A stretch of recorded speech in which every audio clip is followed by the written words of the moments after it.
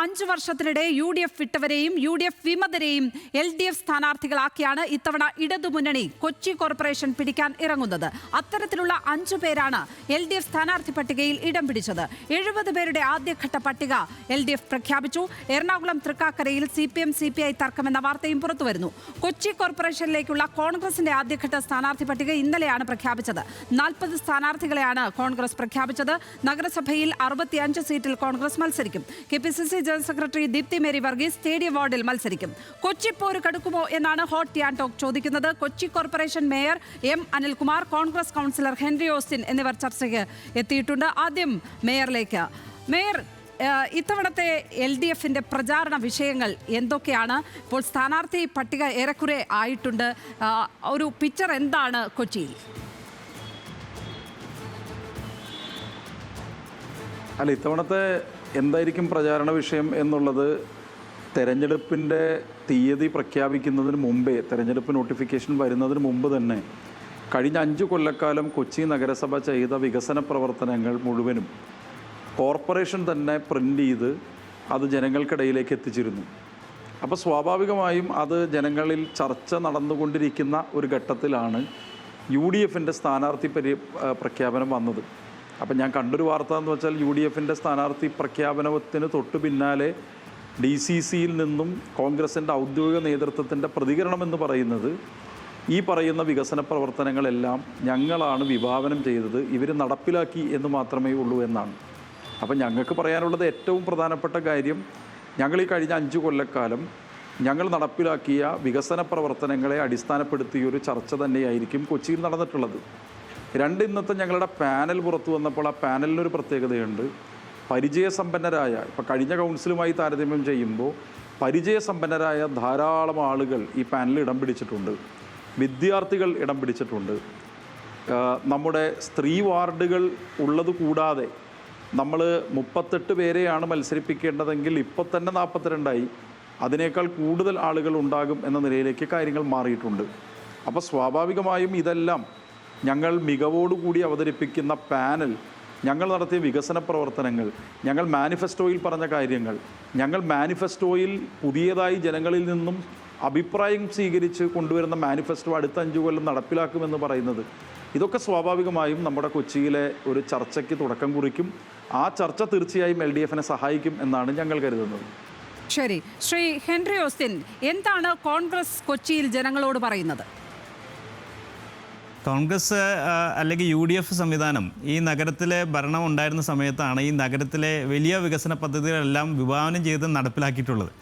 അത് 2010 മുതലുള്ള നമ്മുടെ നഗരസഭാ കൗൺസിലിൻ്റെ ചരിത്രം പരിശോധിച്ചാൽ ഈ നഗരത്തിൽ നിർമ്മിച്ചിട്ടുള്ള ഫ്ലൈ ഓവറുകൾ, പാലങ്ങൾ, അതേപോലെ തന്നെ ആദ്യമായിട്ട് ഈ നഗരത്തിലെ ഒരു പാക്കേജ് അനുവദിപ്പിച്ചുകൊണ്ട് 40 കോടി രൂപയുടെ പാക്കേജ് അനുവദിച്ചുകൊണ്ട് BMNBC നിലവാരത്തിൽ റോഡുകൾ ആദ്യമായിട്ട് പണിതത് UDFൻ്റെ കാലഘട്ടത്തിലാണ്. അതേപോലെ തന്നെ നമുക്ക് മെട്രോ പോലുള്ളൊരു വൻകിട പദ്ധതി, അത് കേരളത്തിന് തന്നെ അത്ഭുതകരമായ രീതിയിൽ അത് വിഭാവനം ചെയ്ത് അത് ഏകദേശം പൂർത്തീകരണം നടന്നത് ആ കാലഘട്ടത്തിലാണ്. അതിൽ സംസ്ഥാന സർക്കാരും കൊച്ചിൻ കോർപ്പറേഷനും ഒക്കെ തുല്യമായ രീതിയിൽ അത് പങ്കാളിത്തം വഹിച്ചുകൊണ്ടാണ് സീംലെസ് ആയിട്ട് ആ പദ്ധതികൾ പൂർത്തീകരിച്ച് വിഭാവനം ചെയ്ത പദ്ധതികൾ പൂർത്തീകരിക്കാൻ സാധിച്ചത്. ഞങ്ങൾക്ക് പറയാനുള്ളത്, വികസനത്തിന് എന്നും ഒരു തുടർച്ചയുണ്ട്. ആ തുടർച്ച ഏറ്റവും നല്ല രീതിയിൽ വികസനം ഈ നഗരത്തിൽ, പ്രത്യേകിച്ച് കൊച്ചിക്ക് പ്രത്യേക പരിഗണനയോടുകൂടി എപ്പോഴും ഒരു ഭരണ സംവിധാനം UDF സംവിധാനം തന്നെയാണ് നടപ്പിലാക്കിയിട്ടുള്ളത്. ഈ 5 വർഷത്തെ കാലയളവിൻ്റെ കാര്യം, ഈ കഴിഞ്ഞ 5 കൊല്ലക്കാലത്തെ LDFന്റെ കോർപ്പറേഷൻ ഭരണത്തെ എങ്ങനെയാണ് താങ്കൾ വിലയിരുത്തുന്നത്? താങ്കളുടെ വിമർശനങ്ങൾ എന്താണ് അതിൽ? നമ്മളുടെ ഒരു കുറ്റപത്രം നമ്മൾ ഇതിൻ്റെ DCC പുറത്തു വിട്ടിട്ടുണ്ട്. അതിൽ വളരെ കൃത്യമായിട്ട് പറയുന്നത്, ഡബിൾ എഞ്ചിൻ സർക്കാർ എന്ന് വിശേഷിപ്പിക്കാവുന്ന രീതിയിൽ സംസ്ഥാന സർക്കാരും കൊച്ചിൻ കോർപ്പറേഷൻ LDF ഭരിച്ച ഈ കാലയളവിൽ കൊച്ചിക്ക് വേണ്ടി ഒരു സ്പെഷ്യൽ പാക്കേജ് പാസ്സാക്കാനായിട്ടോ ഏതെങ്കിലും ഒരു പുതിയ പദ്ധതികൾ കൃത്യമായിട്ട് ഈ കാലയളവിൽ വിഭാവനം ചെയ്ത് തനത് ഫണ്ട് വെച്ചിട്ടൊരു പദ്ധതി നടപ്പിലാക്കിയെടുക്കാനും സാധിച്ചിട്ടില്ല എന്നുള്ളതാണ് യാഥാർത്ഥ്യം. തുടങ്ങി വെച്ച പല പദ്ധതികളും പൂർത്തീകരണത്തിലെത്തിയിട്ടുണ്ട്. അത് ഞങ്ങളും എല്ലാവരും സഹകരിച്ചിട്ടുണ്ട്. അത് അത്ര ഒരു വികസനത്തിന് നമ്മൾ ഒരിക്കലും വിഘാതമായിട്ട് ഞങ്ങളൊരു ഡിസ്ട്രക്റ്റീവ് പൊളിറ്റിക്സിൻ്റെ ഭാഗമായിട്ട് ഞങ്ങൾ നിന്നിട്ടില്ല. ഇവിടെ CSML പദ്ധതി പാസ്സാക്കുന്നത് 2010 ടോണി ചമ്മണി മേയറായിരിക്കുന്ന കാലയളവിലാണ്. അത് നാഷണൽ ലെവലിൽ നടന്നൊരു കോമ്പറ്റീഷൻ്റെ ഭാഗമായി പങ്കെടുത്ത നഗരങ്ങളിൽ 5ാം സ്ഥാനത്ത് വന്ന് പദ്ധതികൾ അവതരിപ്പിച്ച് ആ ഫണ്ട് പാസ്സാക്കി അത്തരത്തിൽ 5ാം സ്ഥാനത്ത് കൊച്ചി ക്വാളിഫൈ ചെയ്തുകൊണ്ടാണ് 1032 കോടിയുടെ പദ്ധതികൾ ഇവിടെ അനുവദിക്കപ്പെട്ട് അതിൻ്റെ നടപടികൾ മുന്നോട്ട് പോയത്. CSML എന്ന് പറഞ്ഞൊരു ഉപകമ്പനി ഉണ്ടാക്കി, ഒരു സ്പെഷ്യൽ പർപ്പസ് വെഹിക്കിൾ ഉണ്ടാക്കി, ആ പദ്ധതികൾ അവരാണ് നിർമ്മാണം കാര്യങ്ങൾ നടത്തിയിട്ടുണ്ട്. ഇപ്പോൾ അതിൽ പല പദ്ധതികളും ഉദ്ദേശിച്ചിരുന്ന പല പദ്ധതികളും, ഇപ്പോൾ ഉദാഹരണത്തിന് 160 കോടിയുടെ സിവറേജ് ട്രീറ്റ്മെൻറ്റ് പ്ലാന്റ് അത് നടപ്പിലായില്ല. അപ്പോൾ ആ ഫണ്ട് ലാപ്സാകാതിരിക്കാൻ വേണ്ടി ആ ഫണ്ട് പാൻ സിറ്റി പദ്ധതിയായിട്ട് രണ്ടാമത് രൂപീകരിച്ച് ചില മെഷീനറി വാങ്ങിക്കുകയും അങ്ങനെയുള്ള കാര്യങ്ങളിലേക്കാണ് അത് യൂട്ടിലൈസ് ചെയ്തിട്ടുള്ളത്. പത്തരത്തിൽ CSML ഈ നഗരത്തിന് അനുവദിച്ച 1000 കോടിയുടെ പദ്ധതി, ആ പദ്ധതി അനുവദിപ്പിച്ചത് UDF ആണ്. അതിൻ്റെ തുടർച്ച ഉണ്ടായിട്ടുണ്ട്. ഈ കൗൺസിൽ കാലഘട്ടത്തിൽ പൂർത്തീകരണത്തിലേക്ക് എത്തിയത് സന്തോഷമുള്ള കാര്യമാണ്. കാരണം ഞങ്ങളും എല്ലാവരും നമ്മളും കൂടി വിഭാവനം ചെയ്ത് ആ പദ്ധതിക്ക് വേണ്ടി ഫൈറ്റ് ചെയ്ത് ഈ കൊച്ചിക്ക് നേടിയെടുത്ത ഫണ്ട് വിനിയോഗിച്ച് പൂർത്തീകരിക്കുന്ന സന്തോഷമേ ഉള്ളൂ. അത് നമ്മൾ എതിരുമല്ല. അതിൻ്റെ അകത്ത് ഒരു ഡെവലപ്മെൻറ്റൽ പൊളിറ്റിക്സിൽ കണ്ടിന്യൂറ്റി ഉണ്ട്. മിക്ക പദ്ധതികൾ നമ്മൾ നോക്കുകയാണെങ്കിൽ ഏതെങ്കിലും ഒരു കൗൺസിൽ കാലയളവിൽ കണ്ടുപിടിച്ച് അല്ലെങ്കിൽ പൂർത്തീകരിക്കുന്നതിൽ എത്തുന്നില്ല. പലപ്പോഴും അത് ഈ കൊച്ചി നഗരത്തെ സംബന്ധിച്ച് അത് വളരെ വ്യക്തമാണ്. കാരണം ഇന്നിപ്പോൾ പൂർത്തീകരിച്ചിട്ടുള്ള ഈ നമ്മൾ മേയർ ഇവിടെ സൂചിപ്പിച്ച ആ പുസ്തകം, വികസനത്തിൻ്റെ ഒരു പുസ്തകം പബ്ലിഷ് ചെയ്തിട്ടുണ്ട്. നഗരത്തിൻ്റെ വികസനത്തെ സംബന്ധിച്ചുള്ള പല കാര്യങ്ങളും ആ പുസ്തകം നിങ്ങൾ വായിച്ചു നോക്കിയാൽ ഇത് വ്യക്തമാകും. കാരണം കൊച്ചി നഗരസഭ വിഭാവനം ചെയ്ത്, ഞാൻ ഒറ്റ ചോദ്യമേ ഉള്ളൂ, കൊച്ചി നഗരസഭ വിഭാവനം ചെയ്ത് തനത് ഫണ്ട് വെച്ച് നടപ്പിലാക്കിയ 10 കോടിക്ക് മേലുള്ള ഏതെങ്കിലും ഒരു പദ്ധതി അതിൻ്റെ അകത്തുണ്ടോ? അതാണ് മേയർ ചോദ്യം. നേരത്തെയുള്ള ഭരണ തുടർച്ചയുടെ ഭാഗമായി ഉള്ള വികസനമാണ് നടപ്പാക്കിയിരിക്കുന്നത്. നേരത്തെ വിഭാവനം ചെയ്ത പദ്ധതികൾ പൂർത്തിയാക്കിയിട്ടുണ്ട്. അത് അങ്ങനെ അല്ല എന്ന് പറയുന്നില്ല. പക്ഷേ പുതിയ പദ്ധതികൾ എവിടെ എന്നുള്ളതാണ് കോൺഗ്രസിന്റെ, UDFന്റെ, പ്രതിപക്ഷത്തിന്റെ ചോദ്യം. ഞാനൊരു കാര്യം പറയാം. ഞാൻ ടെലിവിഷൻ ചർച്ചയിൽ പങ്കെടുക്കുന്ന ഒരാളെന്നുള്ള നിലയിൽ പറയാം. സാധാരണഗതിയിൽ നിങ്ങളുടെ തന്നെ പരിപാടി, ലക്ഷ്മി പത്മ തന്നെ ആങ്കർ ചെയ്ത തിരുവനന്തപുരം കോർപ്പറേഷൻ്റെ പരിപാടി, അല്ല തൃശ്ശൂർ കോർപ്പറേഷൻ്റെ പരിപാടി ഞാൻ കണ്ടതാണ്. ഇതിപ്പോൾ എന്താ പറ്റി നിൽക്കണമെന്ന് വെച്ചാൽ എന്നോട് 2 മിനിറ്റ് പറഞ്ഞു കഴിഞ്ഞാൽ പിന്നെ 10 മിനിറ്റിലധികം ഹെൻറി ഓസ്റ്റിന് കൊടുത്തിട്ടുണ്ട്. എനിക്ക് പ്രശ്നമൊന്നുമില്ല. നിങ്ങൾ ടൈം വെച്ചിട്ട് എനിക്ക് പറയാനുള്ള, സാധാരണ മേയർമാർക്ക് കൂടുതൽ പറയാനുള്ള അവസരം കൊടുക്കുന്നതാണ് നമ്മളെല്ലാം. ശരി ഞാൻ ഇടയ്ക്ക് ബ്രേക്ക് ആവരുത് മാത്രമേ ഉദ്ദേശിച്ചുള്ളൂ. ഞാൻ ഓരോന്ന് പറയാം. അതായത് ഹെൻറി ഓസ്റ്റിൻ എൻ്റെ ഒരു നല്ല സുഹൃത്താണ്. വികസന പ്രവർത്തനങ്ങളിൽ സഹകരിക്കുന്ന ഒരാളാണ് എന്നതുകൊണ്ട് തന്നെ ഞാൻ ഈ ഡിസ്കഷൻ പോലും വളരെ പോസിറ്റീവായി, പ്രത്യേകിച്ച് നിങ്ങളുടെ സാന്നിധ്യത്തിൽ, നിങ്ങളൊരു നല്ല മാധ്യമപ്രവർത്തകരുടെ സാന്നിധ്യത്തിൽ ഞാനത് പോസിറ്റീവായിട്ട് എടുക്കുകയാണ്. ഞാൻ ഓരോന്നിനും മറുപടി പറയാം. ഒന്നാമത്തെ കാര്യം, ഈ ഞങ്ങൾ വിഭാവനം ചെയ്ത് നിങ്ങൾ നടപ്പിലാക്കി എന്ന് പറഞ്ഞത് ഞാൻ അങ്ങോട്ട് പറഞ്ഞല്ലോ. അതാണ് ഇവർ തുടർച്ചയായിട്ട് പറഞ്ഞുകൊണ്ടിരിക്കുന്നത്. ഞങ്ങളുടെ ക്യാമ്പയിൻ മുദ്രാവാക്യം തന്നെ അതായിരിക്കും. കാരണം ഇവർ വിഭാവനം ചെയ്ത് നടപ്പിലാക്കി എന്ന് പറയുന്നത് ഈ ഹെൻറി ഓസ്റ്റിൻ പറഞ്ഞത് കേട്ടോ. അതായത് മേൽപ്പാലങ്ങൾ, മെട്രോ, ഇതൊക്കെ നടത്തിയത് അന്നത്തെ ഉമ്മൻചാണ്ടി ഗവൺമെൻറ്റിൻ്റെ കാലത്തെ പ്രിപ്പറേറ്ററി വർക്ക്സ്. എനിക്ക് അതിലും തർക്കമുണ്ട്. കാരണം ആ പ്രിപ്പറേറ്ററി വർക്ക്സിന് ആവശ്യമായ നോർത്ത് മേൽപ്പാലത്തിൻ്റെ വീതി വർദ്ധിപ്പിക്കൽ, ഞാൻ അന്നും കൗൺസിലറും സ്റ്റാൻഡിംഗ് കമ്മിറ്റി ചെയർമാനാണ്. നോർത്ത് മേൽപ്പാലത്തിൻ്റെ വീതി വർദ്ധിപ്പിക്കൽ, രാജാജി റോഡിലെ ഫ്ലൈ ഓവർ, റോഡുകൾ BMNBC നിലവാരത്തിൽ ചെയ്തതൊക്കെ LDFൻ്റെ ധനകാര്യമന്ത്രിയായിരുന്ന ഡോക്ടർ തോമസ് ഐസക്ക് ഫണ്ട് പാസ്സാക്കി. ആ ഫണ്ട് GO ആയതിനു ശേഷം അതിൻ്റെ എസ്റ്റിമേറ്റും ടെൻഡറും ASും കിട്ടിയതിന് ശേഷമാണ് UDF അത് ചെയ്യാൻ തുടങ്ങിയത്. ഒന്ന്, അവരുടെ കാലത്ത് എന്താ ഹെൻറി ഓസ്റ്റിൻ നിങ്ങൾ ചെയ്തത്? അന്ന് നിങ്ങൾ കൗൺസിലല്ലോ. ഞാൻ എണ്ണി പറയാം. 2 ടൗൺ ഹാള് നിങ്ങൾ നവീകരിച്ചു. സുഭാഷ് പാർക്ക് നിങ്ങൾ കുറച്ച് ലൈറ്റ് ഇട്ട് മനോഹരമാക്കി. ഇതല്ലാതെ എന്താ ഹെൻറി ഓസ്റ്റിൻ ചെയ്തത്? ഞങ്ങളോ കാലഘട്ടത്തിലല്ലേ? ഞാനങ്ങോട്ട് എണ്ണി പറയട്ടെ. ഇതിന് മുമ്പ് ഒരു ദിവസം കൗൺസിൽ ചോദിച്ചു, നിങ്ങൾ അവസാനം വെള്ളം കുടിച്ചാലല്ല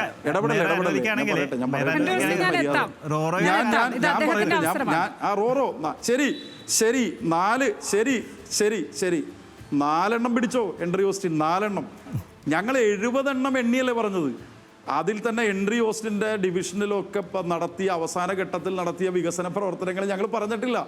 70 എണ്ണം എണ്ണി അടിച്ച ആളുകളുടെ വീട്ടിലെത്തിയിട്ടല്ലേ നമ്മൾ പറഞ്ഞു. ലക്ഷ്മി പത്മയുടെ കയ്യിൽ ആ പുസ്തകം ഉണ്ടായിരുന്നെങ്കിൽ സംഗതിയായ മാറിയാനെ. ഇത് കൊച്ചി നഗരത്തിലെ ആളുകളുടെ കയ്യിൽ പുസ്തകം ഉണ്ടല്ലോ.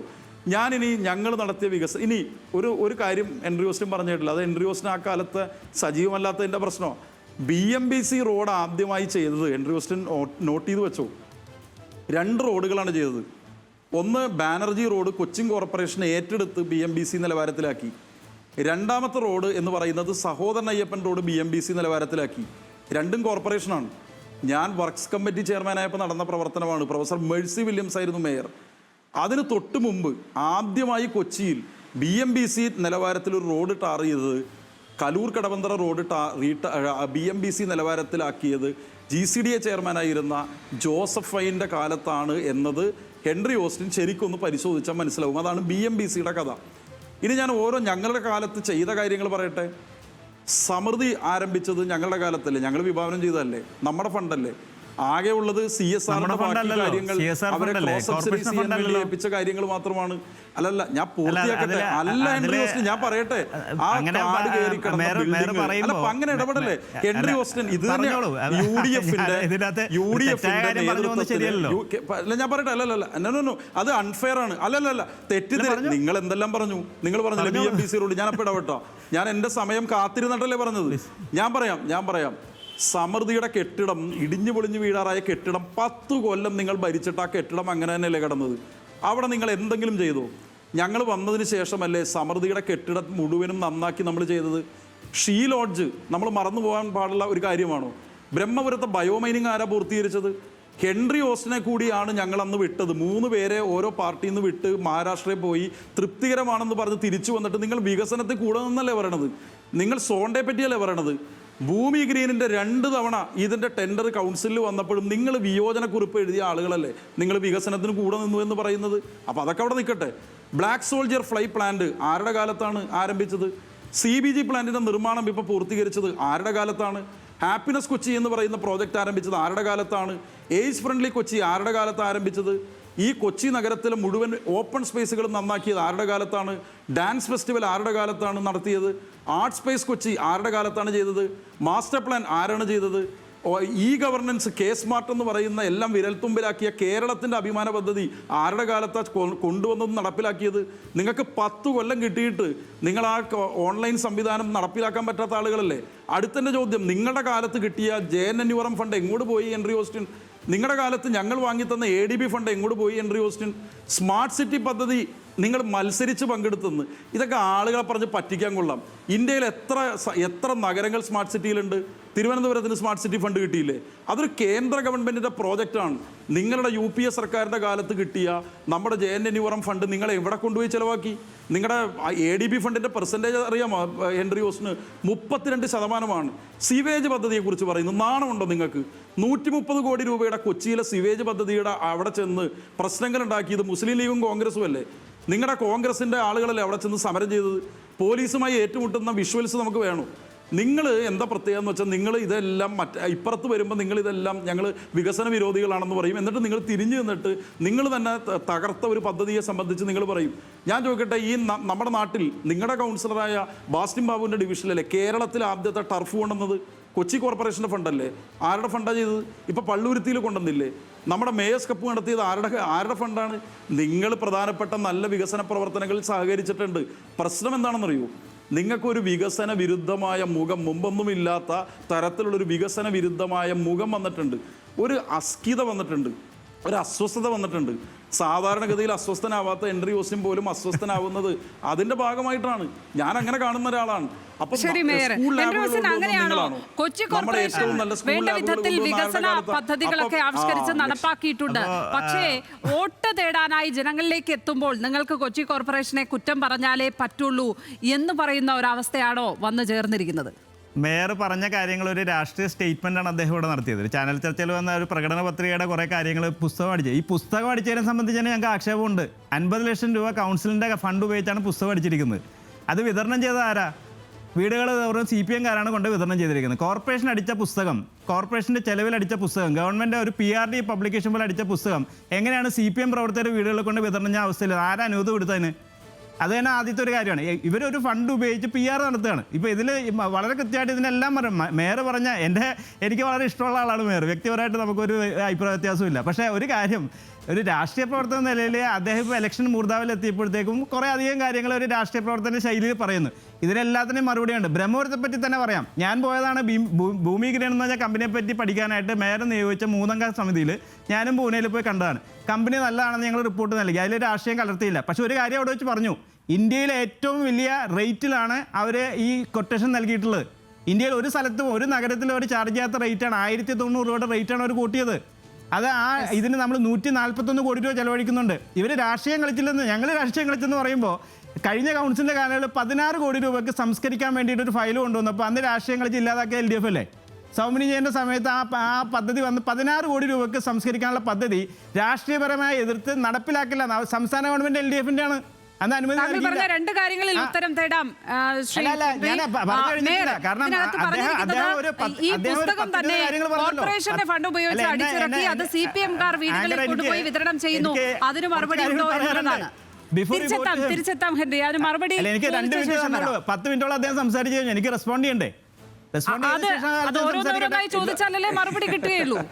അല്ല, BMPC റോഡിന്റെ കാര്യം പറഞ്ഞു. 40 കോടി രൂപയുടെ റോഡ് പാക്കേജ് LDF തന്നിട്ടുണ്ടോ? പേടിക്കണ്ട ഹെൻറി. അല്ല, റെസ്പോണ്ട് ഈ 10 ചോദ്യം ഒരുമിച്ച് ചോദിച്ചാൽ അതിൽ ഒന്നോ രണ്ടോ എണ്ണത്തിലെ ഉത്തരം കിട്ടും. ഓരോന്നായി നമുക്ക് ചോദിച്ചു പോകാം ഹെൻറി. സമൃദ്ധി കോർപ്പറേഷൻ ഫണ്ടാണോ? സമൃദ്ധി കോർപ്പറേഷൻ ഫണ്ടല്ലോ, CSR ഫണ്ടല്ലേ? എവിടെ കോർപ്പറേഷൻ ഫണ്ട് അതിലുള്ളത്? ഞാൻ തിരിച്ചെത്താം. പറ്റി പറഞ്ഞ ഒരു മിനിറ്റ് ഞാൻ പറയട്ടെ. ലക്ഷ്മി പത്മ നിങ്ങളുടെ മേയറെ പോലെ തന്നെ വളരെ ഫെയറായി മാത്രം ആങ്കർ ചെയ്യുന്ന ഒരാളാണെന്ന് ഇപ്പം ഹെൻറി റോസിന് മനസ്സിലായില്ലേ? കക്ഷി രാഷ്ട്രീയത്തിന് അതീതമായി എങ്ങനെയാണോ നമ്മൾ കൊച്ചി കോർപ്പറേഷനിൽ ഈ കാലഘട്ടത്തിൽ 5 കൊല്ലം കൊണ്ടുപോയത്, അതുപോലെ ഒരാളാണ് ലക്ഷ്മി പത്മ. ഞാൻ ഈ പറഞ്ഞ കാര്യത്തിൽ പറയാം. ഹെൻറി ആദ്യം പറഞ്ഞത് എന്താ, BMPC റോഡ് ഞങ്ങളാണ് ആദ്യം ചെയ്തതെന്ന് പറഞ്ഞപ്പോൾ ഞാനല്ലെന്ന് പറഞ്ഞു. ഇവിടെ ചോദിച്ച ചോദ്യമുണ്ട്, നിങ്ങൾ കൊണ്ടുപോയി വിതരണം ചെയ്തില്ലേ എന്ന് ചോദിച്ചു. ഞാൻ എത്ര തവണ നിങ്ങളോട് പറഞ്ഞു, അടിച്ചു കഴിഞ്ഞ് ഓഫീസിൽ വെച്ചു, നിങ്ങൾക്കെല്ലാം കോപ്പി തന്നു, നിങ്ങൾക്ക് കത്ത് കൊടുത്ത് വിതരണം ചെയ്യാമായിരുന്നു. ഇപ്പൊ ഹെൻറി ഓസ്റ്റിന് വിതരണം ചെയ്യണോ കോൺഗ്രസ് പ്രവർത്തകർ? ഞങ്ങൾ തരാം ഹെൻറി ഓസ്റ്റിൻ. പിന്നെ അങ്ങ് കൊണ്ടുപോയി വിതരണം ചെയ്യണം. ഞാൻ പറയണ ഇതിനേക്കാൾ വലിയൊരു സന്തോഷമുണ്ട്. ഹെൻറി ഓസ്റ്റിൻ കഴിഞ്ഞ 5 കൊല്ലം നമ്മളെല്ലാവരും കൂടി ചെയ്ത വികസന പ്രവർത്തനങ്ങൾ വീട്ടുകളിൽ കൊണ്ടുപോയി കൊടുക്കാൻ കോൺഗ്രസിന്റെ ബ്ലോക്ക് പ്രസിഡന്റ് ആയിരുന്നു. ഇപ്പോൾ ആണെന്ന് എനിക്കറിയില്ല, നേരത്തെ ആയിരുന്നു എൻ്റെ സുഹൃത്തെന്ന് എനിക്കറിയാം. കൊണ്ടുപോയി കൊടുക്കാൻ എനിക്കെന്താ പ്രശ്നം? ഇനി 2, നിങ്ങളുടെ വാദഗതി പൊളിയുന്ന ഇവിടെയാണ് ഹെൻറി. നിങ്ങൾ മാധ്യമങ്ങളോട് സംസാരിച്ച് ചോദിക്കുമോ ഇതെന്താ പ്രശ്നം എന്നറിയോ? ഞങ്ങൾ വളരെ തീരുമാനിച്ചുറപ്പിച്ച്, നിങ്ങളുടെ ദുഷ്ടലാക്ക് എന്തായിരുന്നു? 18 മാസത്തിനകത്ത് ഇത് പൂർത്തീകരിക്കരുത്. ബയോമൈനിങ് പൂർത്തീകരിച്ചാൽ ഇപ്പോൾ പല മാധ്യമങ്ങളും കാണിക്കുന്ന പോലെ അവിടെ ഈ പറയുന്ന ബയോമൈനിങ്ങിൻ്റെ ഭാഗമായുള്ള നിങ്ങൾ ഞങ്ങൾക്ക് തന്നതാണ് കേട്ടോ ഹെൻറി. എന്താ ആ വേസ്റ്റിൻ്റെ പേരെന്താ? പൈതൃക മാലിന്യം. സാധാരണ ഇപ്പം ഇന്ന് പൈതൃകത്തിന് ഫോർട്ട് കൊച്ചിയിൽ അവാർഡ് കിട്ടിയിട്ടുണ്ട് നമ്മുടെ ടൂറിസത്തിന്. ഇത് പൈതൃകമായി എൻ്റെ തലയിലേക്ക് എന്താണ് ഹെൻറി ഓസ്റ്റിൻ നിങ്ങളുടെ 10 കൊല്ലത്തെ ഭരണം തന്നത്? മാലിന്യ മലകളല്ലേ? അപ്പോൾ അത് 18 മാസത്തിൻ്റെ സമയമെടുത്ത് ഷോർട്ട് സ്പാനിൽ ചെയ്തപ്പോൾ റേറ്റ് കൂടി. അന്ന് ഹെൻറി ഓസ്റ്റിൻ അതിൽ തർക്കിച്ചു. ഹെൻറി ഓസ്റ്റിനും UDF-ഉം പറഞ്ഞു 30 മാസത്തായിട്ട് നീട്ടണമെന്ന് പറഞ്ഞു. അതിൻ്റെ അർത്ഥം എന്ന് പറഞ്ഞാൽ ഞങ്ങൾ തെരഞ്ഞെടുപ്പിനെ ഫേസ് ചെയ്യാൻ പോകുമ്പോൾ ഇതുണ്ടാവില്ല. അപ്പോൾ സ്വാഭാവികമായും അവരത് വളരെ ഫലപ്രദമായി മാറ്റിയോ എന്നുള്ളതാണ് ആളുകൾക്ക് അറിയേണ്ടത്. അത് മാറ്റി എന്നുള്ളത് ഈ സമൃദ്ധിയിലെ ഡെയിലി റണ്ണിങ്ങിന്റെ ഭാഗമായി. ഒരു മിനിറ്റ്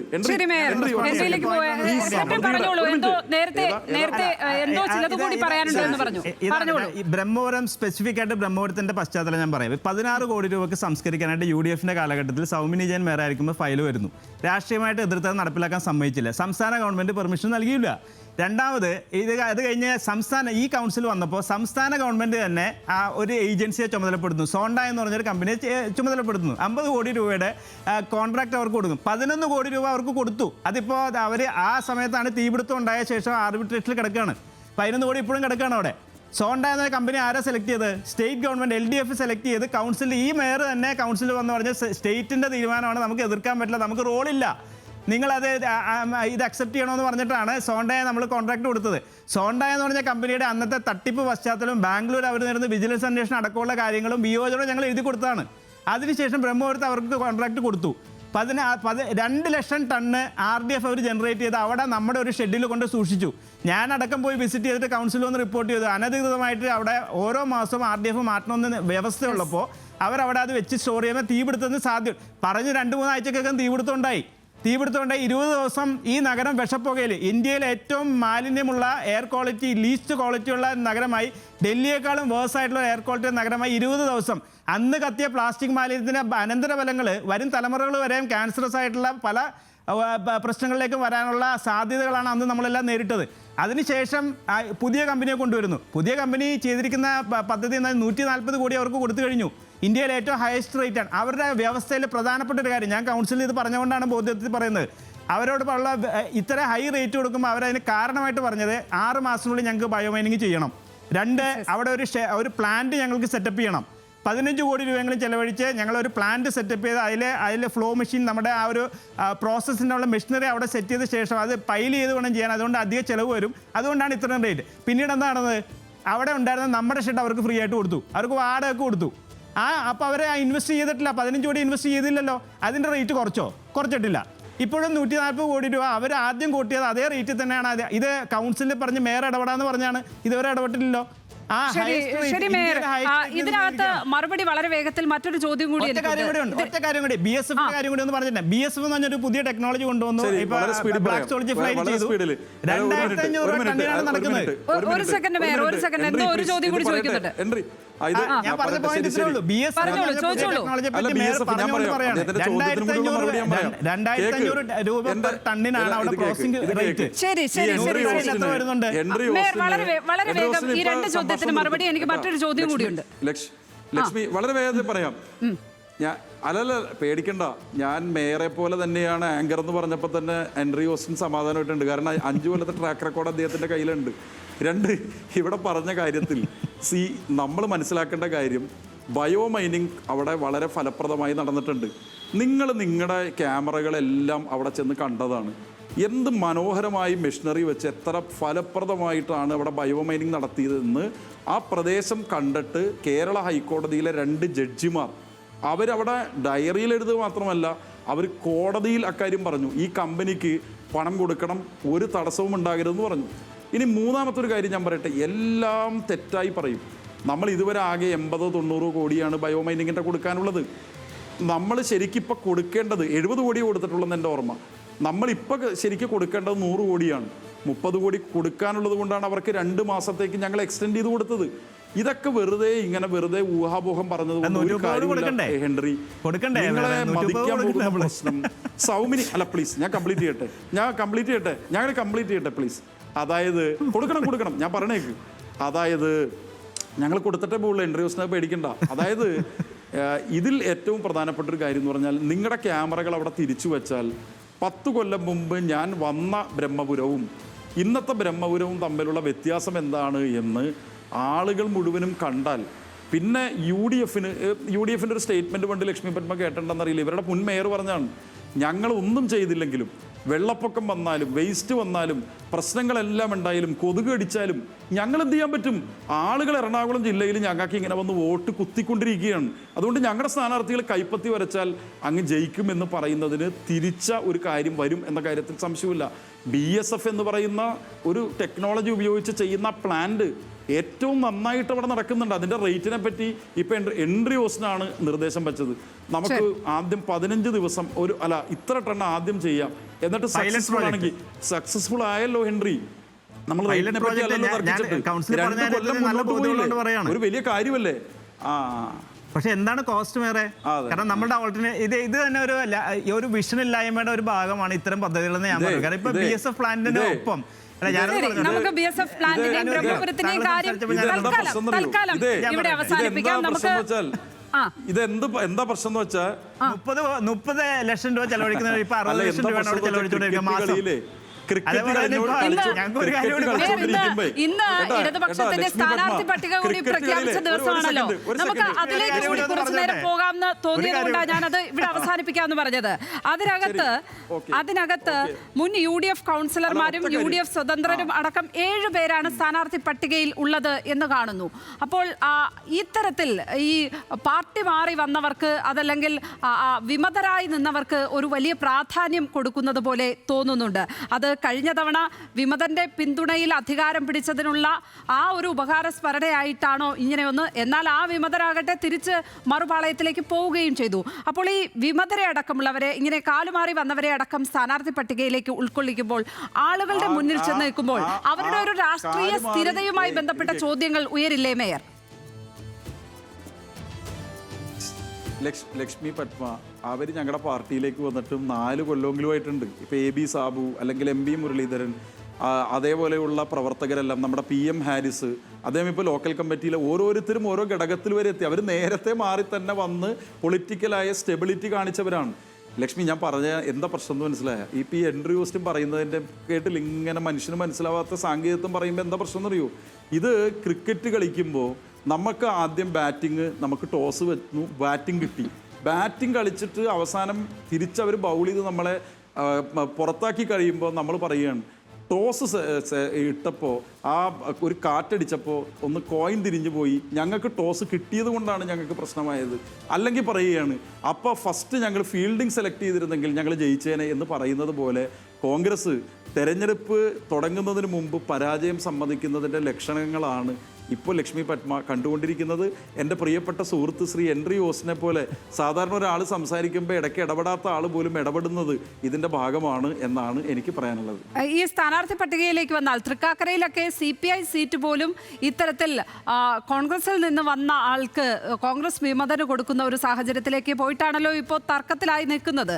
അപ്പോൾ അത് ഘടകകക്ഷികൾക്കിടയിൽ പോലും അത്തരത്തിലൊരു സമവായത്തിലെത്താൻ കഴിയാത്ത ഒരു സ്ഥിതി ഉണ്ടോ?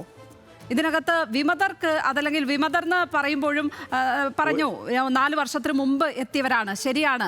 അപ്പോഴും CPI പോലെ ഒരു കക്ഷിയെ അങ്ങനെ മാറ്റി നിർത്തിക്കൊണ്ടുള്ള ഒരു സ്ഥാനാർത്ഥി പട്ടികയാണോ അത്? നിങ്ങൾ ഈ കഴിഞ്ഞ ഞാൻ തൃക്കാക്കരയിലെ കാര്യമാണ് കേട്ടോ ചോദിച്ചത്. തൃക്കാക്കരയിൽ ഇവിടുത്തെ മാധ്യമങ്ങളെല്ലാം അല്ല ഞാൻ പറയുകയാണ്, ഈ കഴിഞ്ഞ ആഴ്ച വരെ, ഈ 2 ദിവസം മുമ്പ് വരെ ഞങ്ങളുടെ ഏതോ പ്രമുഖനായ നേതാവ് ഇവരുടെ സ്ഥാനാർത്ഥിയെ മത്സരിക്കുന്നു പറഞ്ഞ് വാർത്തയിലെ കൊടുത്തുകൊണ്ടിരുന്നത് ഒന്നും ഉണ്ടായില്ലല്ലോ. ഞാനൊരു കാര്യം പറയട്ടെ, കൊച്ചി നഗരസഭയിലെ സീറ്റുകൾ വളരെ ഭംഗിയായി നമുക്ക് ചർച്ച നടത്തി വളരെ ഭംഗിയായി തന്നെ നമുക്ക് തീർക്കാൻ പറ്റി. തൃക്കാക്കരയിലെ പ്രശ്നങ്ങളും വളരെ പക്വതയുള്ള CPM-ൻ്റെയും CPI-യുടെയും ജില്ലാ നേതാക്കന്മാർ തമ്മിലിരുന്ന് സംസാരിച്ച് നമ്മൾ ആ പ്രശ്നങ്ങൾ തീർക്കും. ഞാൻ പറയുന്നത് UDF-ൻ്റെ 5 കൊല്ലക്കാലം 10 കൊല്ലക്കാലം ആ മുന്നണിക്കകത്തും പാർട്ടിക്കകത്തും കണ്ട കടലപ്പിണക്കങ്ങളും പ്രശ്നങ്ങളും കുഴപ്പങ്ങളും ഞാണുമക്കളിയും ഒക്കെ വലിയ ഭൂരിപക്ഷം കിട്ടിയിട്ട് അതും ഞങ്ങളുടെ ഈ 5 കൊല്ലവും കൂടി താരതമ്യം ചെയ്യുമ്പോൾ സ്വാഭാവികമായും നമ്മുടെ നാട്ടിലെ ജനങ്ങൾ തീർച്ചയായിട്ടും ഞാൻ വിചാരിക്കുന്നത് LDF-ന് അനുകൂലമായി തന്നെ വോട്ട് ചെയ്യും, കൂടുതൽ ഭൂരിപക്ഷത്തോടു കൂടി വരും. ഒരു സ്ലിം മെജോറിറ്റിയിൽ വരില്ല എന്നാണ് ഞാൻ കരുതുന്നത്. കാരണം സ്ലിം മെജോറിറ്റിയുടെ ലക്ഷ്മി പത്മ ഉദ്ദേശിച്ച പോലെയുള്ള പ്രശ്നങ്ങൾ നമ്മുടെ നാട്ടിലെ ജനങ്ങൾ കണ്ടതാണ്. അതുകൊണ്ട് നല്ല ഭൂരിപക്ഷത്തിൽ തന്നെ LDF വരട്ടെ എന്നാണ് ലക്ഷ്മി പത്മയുടെ പോലും മുഖത്ത് എനിക്ക് വായിച്ചെടുക്കാൻ കഴിയുന്ന ഒരു മനോവിചാരം എന്ന് പറയും. ഇല്ല, എനിക്ക് അതിനകത്തൊരു നിഷ്പക്ഷ നിലപാടാണുള്ളത് മേയർ. ഹെൻറി ഹുസൈൻ, ഇതിനകത്ത് ഈ കൊച്ചി കോർപ്പറേഷന് പുറത്തേക്ക് ഉള്ള വിഷയങ്ങൾ, എറണാകുളത്തിന് പുറത്തേക്കുള്ള വിഷയങ്ങൾ ഈ ജില്ലയിൽ ഏതൊക്കെയാകും ചർച്ച ചെയ്യപ്പെടുക? അതിനകത്ത് സർക്കാരിൻ്റെ പ്രവർത്തനങ്ങൾ കൂടി ഇതിനകത്തേക്ക് ചർച്ചയാകുകയും വിമർശിക്കപ്പെടുകയും ഒക്കെ ചെയ്യില്ലേ? സ്വാഭാവികമായിട്ടും, കാരണം സംസ്ഥാനം ഭരിക്കുന്നതും LDF, നഗരസഭ ഭരിക്കുന്നതും LDF, ഡബിൾ എഞ്ചിൻ സർക്കാർ എന്ന് വിശേഷിപ്പിക്കാവുന്നൊരു സാഹചര്യമാണല്ലോ. പക്ഷേ എന്താണ് കൊച്ചിക്ക് നൽകിയിട്ടുള്ളത്? ഒരു സ്പെഷ്യൽ പാക്കേജും ഈ കാലയളവിൽ നൽകിയിട്ടില്ല. കാരണം ഞാൻ നേരത്തെ പറഞ്ഞല്ലോ, ഈ 2 ഘടകങ്ങളും ഒരേ പാർട്ടി ഭരിക്കുമ്പോൾ 290 കോടി രൂപ ഈ സംസ്ഥാന സർക്കാർ നമുക്ക് നൽകാനുണ്ട്. 1 രൂപ പോലും വാങ്ങിച്ചെടുക്കാൻ പറ്റിയിട്ടില്ല. രണ്ടാമത്, ഇവിടെ വികസന ഫണ്ടെന്ന് പറഞ്ഞ പ്ലാൻ ഫണ്ടിൽ നൽകുന്നതിൽ ഞങ്ങൾ കൗൺസിലർമാർക്ക് 70 ലക്ഷം രൂപയാണ് മുൻ കൗൺസിൽ കാലയളവിൽ പ്ലാൻ ഫണ്ടിൽ കിട്ടിയിരുന്നത്. ഇപ്പോൾ അത് 41 ലക്ഷം രൂപയാണ്. 30% വെട്ടി കുറച്ചിരിക്കുന്നത്. അപ്പം തരാനുള്ള ഫണ്ട് തരുന്നുമില്ല, കിട്ടാനുള്ള വിഹിതത്തിൽ വെട്ടിച്ചുരുക്കിയാണ് സംസ്ഥാന സർക്കാർ കൊച്ചിയോടുള്ള പ്രത്യേക പരിഗണന കാണിച്ചിരിക്കുന്നത്. അപ്പോൾ ഇവിടെ ഒരു പദ്ധതിയും പ്രധാനമായിട്ട് ഒരു കമേഴ്ഷ്യൽ ക്യാപിറ്റൽ ആയിട്ടുള്ള ഈ സംസ്ഥാനത്തിൻ്റെ എക്സ്ചക്കറിലേക്ക് more than 40% കോൺട്രിബ്യൂട്ട് ചെയ്യുന്ന ഒരു ജില്ലക്ക് ഒരു പരിഗണനയും LDF സർക്കാർ നൽകുന്നില്ല എന്നുള്ളതാണ് വാസ്തവം. ഇവിടെ ഉണ്ടായിരുന്ന പദ്ധതി, ഇപ്പോൾ ഇവിടെ ഒരു ബുക്ക്ലെറ്റ് ഇറക്കി കുറേ അധികം പദ്ധതികളെ സംബന്ധിച്ചൊക്കെ ഇവിടെ വിവരിച്ചു. ഇതിൻ്റെ അകത്ത് ഞങ്ങൾ ആദ്യം പറഞ്ഞാൽ ഇപ്പോഴും പറയുന്നു, ഇതിൻ്റെ അകത്ത് ഒരു മെഗാ പദ്ധതിയും നമ്മളുടെ കാലയളവിൽ തനത് ഫണ്ട് വെച്ച് ഈ നഗരസഭയ്ക്ക് ചെയ്യാൻ സാധിച്ചിട്ടില്ല. പല പദ്ധതികൾ പൂർത്തീകരണത്തിലേക്ക് എത്തിയിട്ടുണ്ട്. അത് കാലാനുസൃതമായിട്ടുള്ള ആ ഒരു ഡ്യൂ പ്രോസസ്സിൽ പൂർത്തീകരിച്ചിട്ടുണ്ട്. കേന്ദ്ര സംസ്ഥാന സർക്കാരുകളുടെ കൂടി പങ്കാളിത്തമുള്ള സ്മാർട്ട് സിറ്റി മിഷൻ്റെ കുറേ പദ്ധതികൾ പൂർത്തീകരിച്ചിട്ടുണ്ട്. അതെല്ലാം ആ ഒരു പ്രോസസ്സ് നടക്കുന്നതാണ്. കാരണം ഇതിന് കണ്ടിന്യൂറ്റി ഉണ്ട്. അത് പൂർത്തീകരിക്കാനായിട്ട് നിയോഗം മേയർക്കുണ്ടായതുകൊണ്ട് അദ്ദേഹം സന്തോഷിച്ച്, നല്ല കാര്യം, ഞങ്ങളതെതിര് പറയുന്നില്ല. ഒരാളെ നല്ലത് ചെയ്ത് നല്ലത് ഞങ്ങൾ അംഗീകരിക്കുന്നു, അതിനകത്ത് ഞങ്ങൾ എതിരല്ല. ശരി ഹെൻറി, മേയർ, ഇതിനകത്ത് കൊച്ചി കോർപ്പറേഷന് അകത്തുള്ള പ്രശ്നങ്ങളെക്കാൾ കൂടുതൽ പുറത്തുള്ള വിഷയങ്ങൾ പ്രചാരണ വിഷയമാക്കും കോൺഗ്രസ് എന്ന കാര്യത്തിൽ സംശയം വേണ്ട. കഴിഞ്ഞ ദിവസമാണ് N വാസുവിനെ അറസ്റ്റ് ചെയ്തത്. അപ്പോൾ ശബരിമല അടക്കമുള്ള വിഷയങ്ങൾ ഉറപ്പായും ഇതിനകത്ത് പ്രചരണ വിഷയമാക്കും. ജനങ്ങൾക്ക് മുന്നിൽ പോയി നിൽക്കുമ്പോൾ എന്തിനാണ് ഇങ്ങനെ സ്വർണ്ണക്കൊള്ളയ്ക്ക് കൂട്ടുനിൽക്കുന്നവരെയൊക്കെ ദേവസ്വം പോലെ ഒരു സംവിധാനത്തിൻ്റെ തലപ്പത്തേക്ക് എത്തിച്ചത് എന്ന ചോദ്യത്തിനൊക്കെ ഉത്തരം പറയേണ്ടി വരും ഇടതുപക്ഷത്തിന്. ലക്ഷ്മി പത്മ ഇപ്പോൾ ഇമ്പാർഷ്യൽ സ്ഥാനത്ത് നിന്ന് മാറരുത്, അവർക്ക് ക്ലൂ ഇട്ട് കൊടുക്കരുത്. നമ്മുടെ ഈ കേട്ടിട്ടില്ലേ പഴയ നമ്മുടെ ഐതിഹ്യം കേട്ടിട്ടില്ലേ, ഉന്തുന്തുന്തുന്ത് ആളെ ഉന്ത് എന്ന് പറഞ്ഞു കൊടുക്കണമല്ലേ, പറഞ്ഞു കൊടുക്കരുത്. അപ്പൊ എനിക്കറിയാം ഇത് അവസാനം സംഭവിക്കാൻ അത് ഹെൻറി ചോദിച്ചില്ല, പക്ഷേ അത് സ്വാഭാവികമായി എന്റെ മനസ്സിൽ വന്ന ചോദ്യമാണ്. അത് ഹെൻറി ചോദിച്ചില്ല. പക്ഷേ ഞാൻ പറയട്ടെ, അതെ അതെ, അവസാനം അല്ലല്ല ചോദിച്ചില്ല, നിങ്ങൾ അതാ പറഞ്ഞത്. ഞാൻ പറഞ്ഞത് ഉന്തുന്തുന്തുന്ത് ആളെ ഉന്ത് എന്ന് പറഞ്ഞു കൊടുക്കല്ലേ എന്നല്ലേ ഞാൻ പറഞ്ഞത്. അല്ല, ആ ചോദ്യം ചോദിക്കേണ്ടത് മാധ്യമങ്ങളുടെ കൂടി കടമയല്ലേ? ഈ തെറ്റായ പ്രചാരം ശരി, ആയിക്കോട്ടെ, ഞാൻ മറുപടി പറയാം. അതായത് ഇത് ഒരു ഒരു ഒരു ഒരു ഒരു തരത്തിൽ കേരളത്തിൽ മുഴുവനും തെറ്റായ പല പ്രചാരണ രീതികളും അവലംബിച്ച് കഴിഞ്ഞ തെരഞ്ഞെടുപ്പിൽ ജയിക്കാൻ പറ്റുമെന്ന് വിചാരിച്ച് നമ്മുടെ പ്രതിപക്ഷ നേതാവായ ശ്രീ രമേശ് ചെന്നിത്തല ഉള്ള സ്ഥാനം കളഞ്ഞതുപോലെ തന്നെ ഈ പ്രചാരണങ്ങൾ കൊണ്ട് ഉണ്ടാവുകയുള്ളൂ. ഒറ്റ പോയിന്റ് കൂടി ഞാൻ പറയാം. ഡബിൾ എഞ്ചിൻ എന്നല്ലേ പറഞ്ഞ, മറ്റേ ട്രിപ്പിൾ എഞ്ചിനായിരുന്നു. എത്ര 5 മന്ത്രിമാർ, കേന്ദ്രം, കേരളം, ഇവിടെ സംസ്ഥാനം, ഇവിടെ കോർപ്പറേഷൻ, ഇത് 3 പേരുടെയിലായിരുന്നു. ഇനി ഞാൻ ഒരു കാര്യം കൂടി പറയാം. വാട്ടർ മെട്രോ കൊണ്ടുവന്ന ആരാ? ഈ പറയുന്ന മുഴുവനും ഞാൻ ചോദിച്ചതിന് മറുപടി പറഞ്ഞില്ല. അതുകൂടി പറഞ്ഞ് നമുക്ക് അവസാനിപ്പിക്കാൻ തരവായി. അതുകൊണ്ടാ എന്താ പറയൂ. ഈ ശബരിമല അടക്കമുള്ള വിഷയങ്ങൾ ചർച്ചയാകില്ലേ? അപ്പോൾ എന്തായിരിക്കും മറുപടി? ഇതൊരു പൊളിറ്റിക്കൽ പോസ്റ്റിംഗ് ആണല്ലോ, ദേവസ്വം ബോർഡ് പ്രസിഡന്റ് ഒക്കെ. അപ്പോൾ ഇങ്ങനെയുള്ള മനുഷ്യരാണോ നിങ്ങൾ ദേവസ്വം ബോർഡിന്റെ തലപ്പത്തേക്ക് എത്തിക്കുക എന്നൊക്കെ ജനങ്ങൾ ചോദിക്കില്ലേ വോട്ട് ചോദിച്ചു പോകുമ്പോ എന്നുള്ളതാണ്. നിങ്ങൾ ഒറ്റ കാര്യം, ഇല്ലില്ല, ജനങ്ങൾക്ക് അറിയാവുന്ന ഒരു കാര്യം, നേരത്തെ എല്ലാം അന്വേഷണങ്ങൾ UDFന്റെ കാലത്ത് ഉണ്ടാകുമ്പോൾ എല്ലാം പൊളിറ്റിക്കലി മോട്ടിവേറ്റഡ് ആണെങ്കിൽ LDFന്റെ കാലത്തുള്ള വിജിലൻസും LDFന്റെ കാലത്തുള്ള പോലീസും സുതാര്യമായ അന്വേഷണം നടത്തും.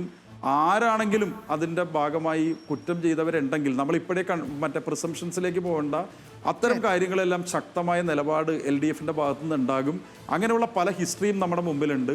എല്ലാ പുകപടലങ്ങളും അടങ്ങി വളരെ സ്വച്ഛന്ത സുന്ദരമായി തന്നെ നമുക്ക് ഈ തെരഞ്ഞെടുപ്പിനെ നേരിടാൻ പറ്റും. ലക്ഷ്മി പത്മ, തീർച്ചയായും അതൊരു ഹൈക്കോടതിയുടെ മേൽനോട്ടത്തിൽ കൂടിയുള്ള അന്വേഷണമാണ്. അതിനകത്ത് മറ്റൊന്നും ചെയ്യാൻ അന്വേഷണ സംഘത്തിന് സാധ്യവുമല്ല. എന്നാലും വളരെയധികം നന്ദി മേയർ, ഇവിടെ ഈ ചർച്ചയ്ക്ക് എത്തിയതിന്, ഹോട്ടൽ ടി ആൻഡ് ടോക്കിനോട് സഹകരിച്ചതിന്. ഹെൻറി ഓസ്റ്റിൻ, വളരെയധികം നന്ദി ചർച്ചയ്ക്ക് എത്തിയതിന്.